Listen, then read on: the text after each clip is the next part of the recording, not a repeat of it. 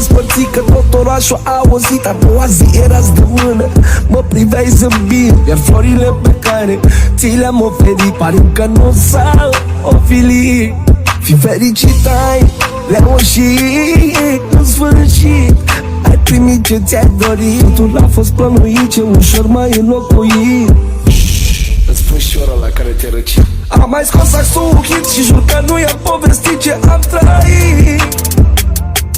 Ascultă și vei înțelege, te-am iubit inima rece, de ce m-ai rănit. Am mai scos saxul un hit și jur că nu i-am povestit ce am trăit. Ascultă și vei înțelege, te-am iubit inima rece, de ce m-ai rănit.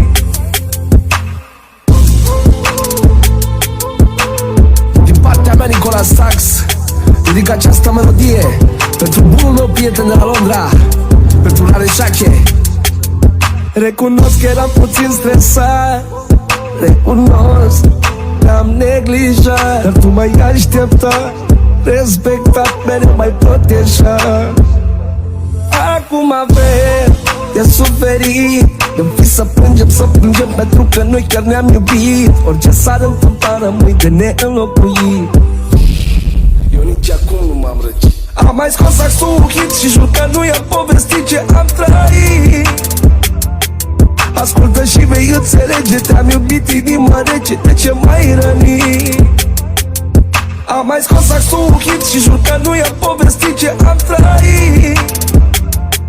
Ascultă și vei înțelege, te-am iubit inima rece, de ce m-ai rănit.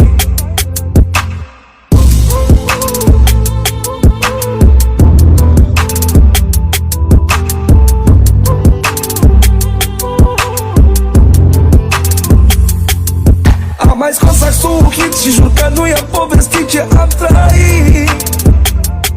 Ascultă și vei înțelege, te-am iubit inima rece, de ce m-ai rănit. Am mai scos saxul un hit și jur că nu i-am povestit ce am trăit.